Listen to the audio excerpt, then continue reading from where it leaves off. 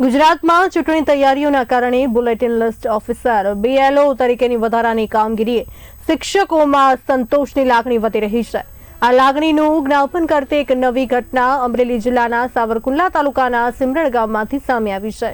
અહીંની પ્રાથમિક શાળાના શિક્ષક ઇન્દ્રકુમાર કાનપરિયાએ BLO તરીકેની જબરદસ્તી કામગીરીથી ત્રસ્ત થઈને લેખિતમાં રાજીનામું આપવાની ચીમકી આપી છે।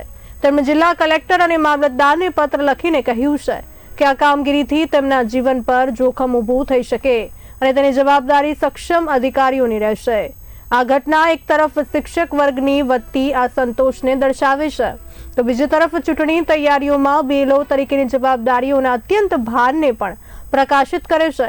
ગુજરાતમાં BLO તરીકે શિક્ષકો, આંગણવાડી કાર્યકર્તાઓ અને અન્ય સ્થાનિક કર્મચારીઓને નિયુક્ત કરવામાં આવે છે, જેમાં મતદાર યાદી અપડેટ કરવી, વોટર ID કાર્ડ વિતરણ કરવું અને મતદાન કેન્દ્રોની તૈયારીઓ જેવા કાર્યોનો સમાવેશ થાય છે।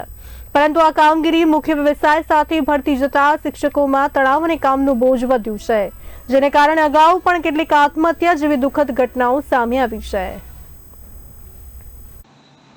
મેં 15 વર્ષથી વધારે સમય BLO ની કામગીરી કરેલી છે। હાલમાં SIR ની કામગીરી ચાલુ છે। સવારના 4 વાગ્યાથી રાતના 2-3 વાગ્યા સુધી આ કામગીરી દરેક શિક્ષકો અત્યારે કરી રહ્યા છે। અતિ ભારણ અને મતદારોની અસહકારને લીધે હવે આ કામનું ભારણ લાગવા લાગ્યું છે।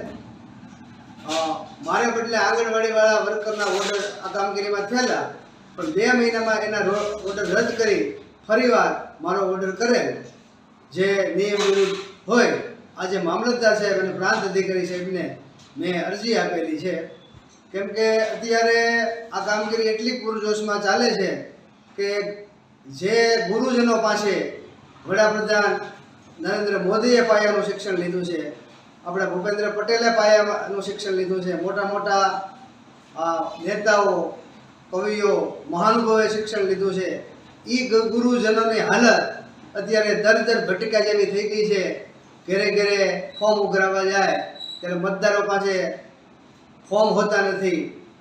ફોર્મ હોય તો ફોટો ગોતવા જાય, આધાર કાર્ડ ગોતવા જાય, તો એના ઘરના સભ્યોના કાર્ડ ગોતવા જાય, એક ઘરે એક ફોર્મ ભરતા 1 કલાક જેવો સમય લાગે।